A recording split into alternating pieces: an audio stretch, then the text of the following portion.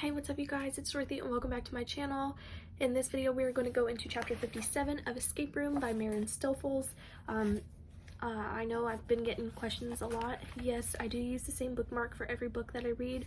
It's just that way I know that I'm not starting too many books at once for you guys. But there is one book that I know I'll be having two books done at the same time just because it is something that I've already started on this channel and I would like to continue reading it just to finish it.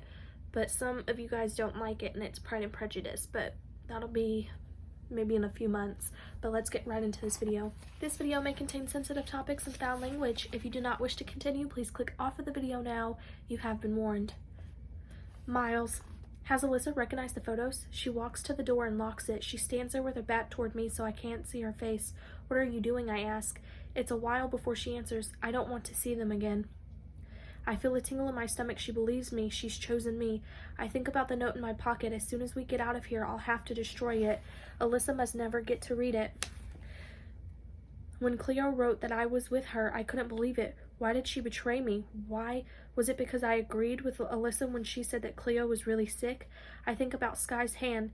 That was when I knew Cleo would go much further than she'd promised. I can't stop her now. Everything's happening so quickly. Caitlin, Mint's hair, Sky's secret. All that matters now is Alyssa's safety. I have to make sure Cleo doesn't do anything to harm her.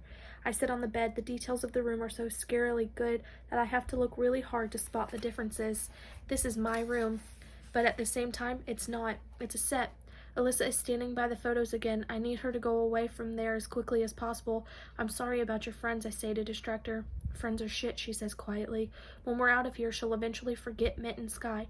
I didn't want it to happen that way, but Mint ruined everything. If she hadn't seen me in the meadows, if she kept her mouth shut, she'd still have Alyssa as a friend. But Mint is a troublemaker. She's just like Peyton, Carla's best friend. Peyton gossiped about me when she thought I couldn't hear her.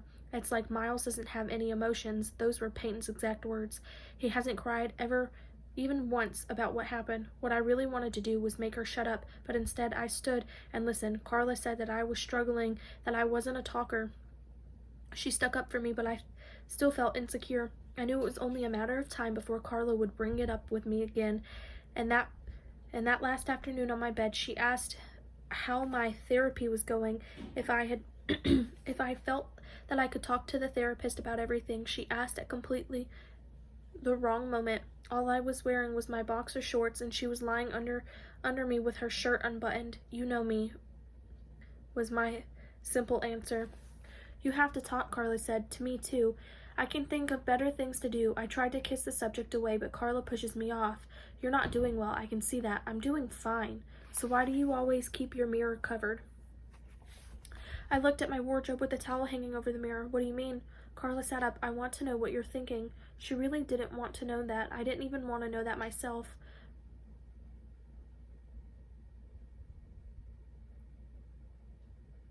I pulled my t-shirt over my head. I'm not thinking much. There's no need to be embarrassed. Carla placed her soft hand on my cheek. I'm here for you. I melted at her touch. Don't. There was nothing you could do. Miles, I needed Carla to stop talking. It felt like my blood was made of soda water. It was bubbling and fizzing. I know you feel guilty, but you shouldn't. You have to move on. I know that you don't know anything. Carla was startled by my loud voice. You still have both of your parents, so don't tell me to move on because I have nowhere to move forward to. There's only back. I knew I should stop, but a waterfall of words came pouring from my mouth.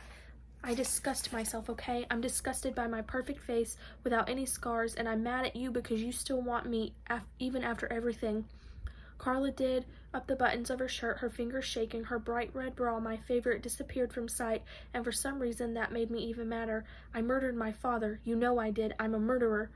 Carla grabbed her shoes from the floor and started walking toward the door. Desperately, I clasped my hand around her wrist. You're staying here. You're hurting me. Carla pulled away from me and headed out into the hallway. You wanted me to talk, didn't you? I was right on her heels. Well, now I'm talking. She was going to leave. I had to stop her. I ran after her. It blocked the way. Her eyes darted from the front door to me and back again. There was nowhere else she could go. Let me go. Where to? I realized I was panting. To see Peyton so you can gossip about me? Carla's face froze. Now she knew I'd been eavesdropping on them, and that made her furious. I should have listened to her. You really are disturbed.